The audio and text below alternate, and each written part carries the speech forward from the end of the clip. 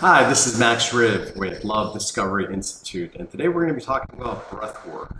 What is it? What's it all about? How can I use it for any kind of personal growth or any kind of trauma that I may be dealing with? So if you're new to the channel, go ahead and subscribe, and hopefully we'll provide some helpful information for you. Stay tuned. So what is breath work? Breath work is a consciously connected breathing exercise that's done using your diaphragm. Now, if I were to have you hold your breath for, say, 45 seconds, chances are you're going to think about perhaps taking in the next breath because you feel like you need that next breath. Now, what's actually happening is that there is chemoreceptors that are stored and monitoring CO2 levels at your brain's fluid, and with that, it's noticing how many, what the CO2 composition in our blood is, and once it reaches a certain level, it starts alerting our system to breathe out and let go of that poison or that CO2, which we do need some of it. However, as it releases that, then we're able to take in another breath. So it's not so much that you're needing to breathe in as much as you're needing to breathe out. Now, of course, we do need oxygen, and it's essential to our survival. However, when we, in our normal state, our body and our metabolic systems adapt to conform to the breath, or rather our breath conforms to what our body needs. So if I'm running, if I'm exercising, my breathing rate will need to increase to try to keep up and maintain its metabolic requirement. Now, if I decide to breathe slower, I'm going to have a hard time trying to do that for an extended period of time, because ultimately I'm going to reach a threshold that's going to be uncomfortable for my body. Now, if I were to breathe faster, I can do that, and I can do that for an extended period of time. Now, if I were to do that, a lot of people will automatically be thinking, well, doesn't that sound like hyperventilation? And yes, it absolutely does. And there is something that's known as the hyperventilation syndrome. Now, if you ask anybody that's worked at an ER or worked at a hospital or maybe has experienced themselves, you'll generally find people walking into the ER with their hands clamped, and they'll be sort of in this very uncomfortable position, usually after witnessing a very distressing event. Now, after they witness that event, generally they'll hold their mouth open in shock. And what happened? They're actually taking more air than their body needs, and they'll have the physiological symptoms that will be uncomfortable for them, and that will produce anxiety, furthering the cycle and producing more hyperventilation as a result, as people try to breathe to break out of that cycle. And eventually it'll get to the point where your hands, your arms, your extremities will tighten up so much that you will not be able to associate or really be able to function, and you'll feel like you need help. So it can be a very stressful situation. And again, it's usually done when you are in a state of shock, and the association that we make with it is usually one of the stress. Now, we've also found that hyperventilation can also happen during extreme excitement. It could happen during performance. It could happen during orgasm. So these people seem to do just fine. So hyperventilation is something that we normally have a negative context for it, but however, it is something that our bodies can naturally do and adapt to. Now, in breathing, we're generally told to slow down our sympathetic or parasympathetic nervous system, which really slows down our cess. And this is the rest state. This is where our body re-energizes itself, where certain systems sort of shut down because they don't necessarily, they're not needed as much right now. Now, on the other end, you've all heard of the fear or fight or flight response, which has either a fear element, fear emotion, or an angry emotion towards it, as they try to deal with the prey or being as they get hunted. So the natural response is is basically segmented into two different emotions, one fear-based and one anger-based. Now, those two are very discrete emotions, even though the physiological response of the body is virtually the same. One is just running and the other one is attacking, right? So now, in our context as humans, we are pretty much one of the only animals that will breathe, and we don't incorporate the diaphragm. Okay, the diaphragm is something that in the natural world you'll continue to see. Pretty much the animals will always use their diaphragm for their breath. The only time they activate their sympathetic nervous system or their fight or flight response is when they're actually being attacked. And that might happen maybe 5-10 minutes out of the day, and that's it.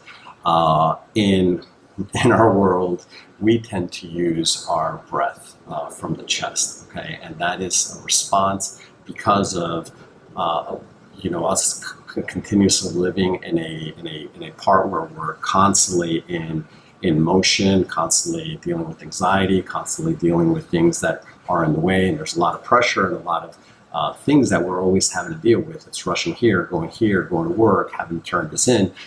So there's always this pressure, and we stop being mindful of our breath, and we tend to just incorporate the upper breathing style. Okay, we don't incorporate our diaphragmatic breathing, which really massages our muscles. It helps us relax. It helps us, stay grounded. So we're constantly dealing with this upper chest breathing, which adds additional tension and stress. So after getting home from a long day at work, you might notice neck in your pain, your neck. You might notice tension in your shoulders, and that's all a result of the lack of breathing and lack of proper breathing that you should have been doing, which is again more in a relaxed state. So I think that we end up using our breath poorly, and breath work is an opportunity really for us to start understanding our relationship with the breath. Now, in a typical breathwork session, there's a few different models that people have adopted into how breathwork is done in a therapeutic setting. And one of them, for example, is the spiritual component. And some people will go through using this technique to be able to expand their awareness, be able to connect to the power of the universe, be able to ground themselves into a safe, connected space. Other people will use it for a relational model, and you'll notice that sometimes maybe in front of other people or uncomfortable situations, people will change the breath. And as therapists, we work with understanding and noticing that the breath changes as people become more and more comfortable with incorporating their breath into their speech, right? So as people become nervous, they become tense, they become uncomfortable, they don't know how to regulate their breath, and it shows up, right? We are emotional beings, and when people cry, when people sob, there's a lot of breath fluctuations that change as people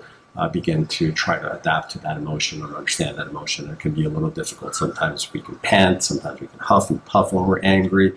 Sometimes if we're sobbing, we may the breath may be difficult to even control. So all those things are really becoming part of the relationship that we have with the breath, right?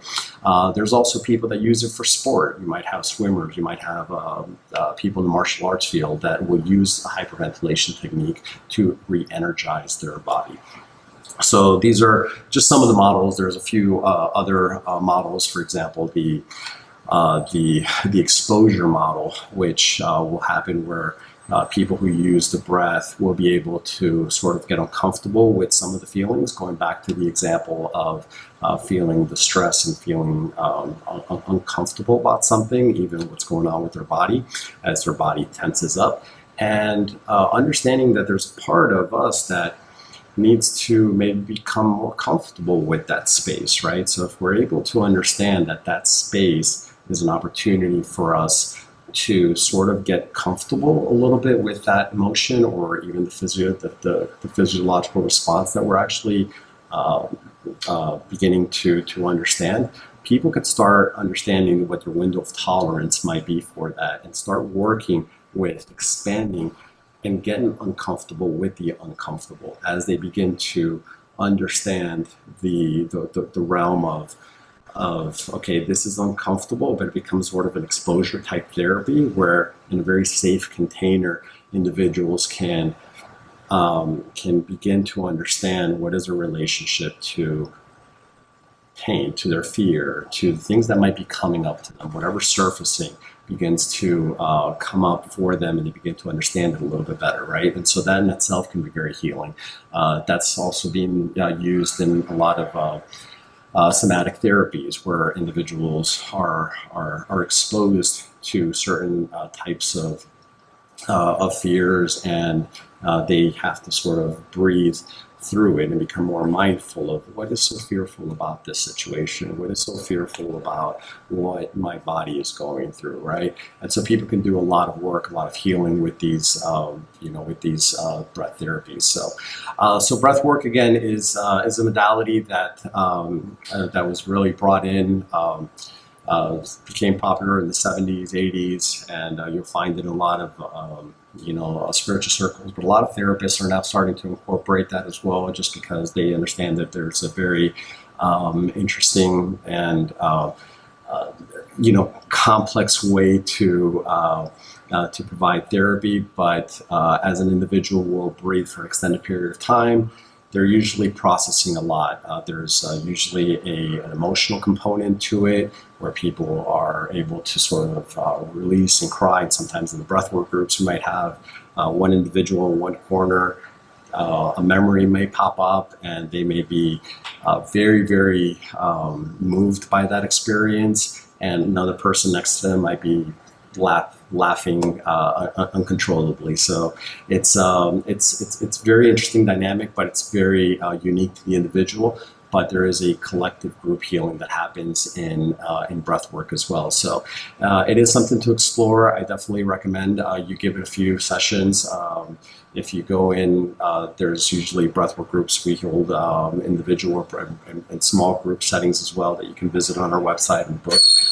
And those settings allow really for small groups of friends, maybe couples that are allowing themselves to have some of these non-ordinary experiences and allow themselves to become more whole, more complete, more understanding of who they are, what their emotions are, and how these emotions show up or interfere with their lives. So there's also obviously the physical component, which is people feeling that their hands are tightening up, they may be sweating, they may feel like they're levitating, they may feel like their temperature may be changing. So all these things tie into the sort of the exposure of what might be happening in their bodies. But from a scientific perspective, there is, again, this is part of the hyperventilation effect, and there hasn't been any negative effects other than tying it in with a negative emotion, right? So if it's an emotion that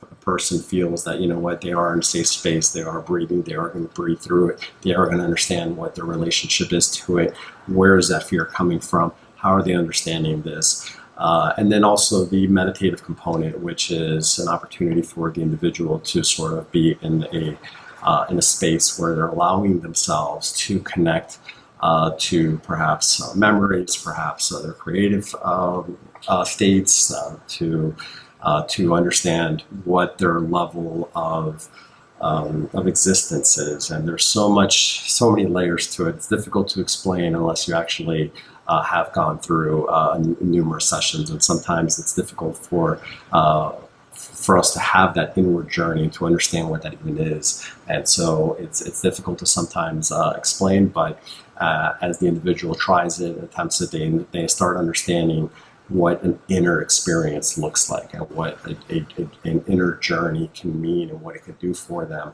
because we live always trying to make sense of things on the outside and trying to explain things, but it's very difficult to look within, right? Sometimes we're getting scared of just doing that, of going in and trying to find out what is so scary about what am I experiencing in this moment, right? So we don't do enough of that. That's a whole mindfulness component. That's been something that psychology has obviously put a lot of effort, a lot of work into expanding. And obviously with most mindfulness practices, it allows individuals to sort of connect with themselves and connect with their moment and connect, better understand what their experience is. So you can certainly learn more at alwaysbeloved.com. We also hold a few different retreats every year where individuals can either come to one of our spaces. Right now I'm at the Carolina Miami Wellness Resort, so we do have a retreat every year here. And then also we sometimes do out of the country retreats where in the containment of 4 or 5 days. We have individuals breathing every day and allow themselves to have these incredible experiences as they bring in intention into their breath, as they bring in the lectures and the things that they're learning about it, and seeing how their relationship to their own breath, to their body, to their emotions all come up. So hopefully this was helpful, and hopefully we'll see you guys soon. All right, thanks so much.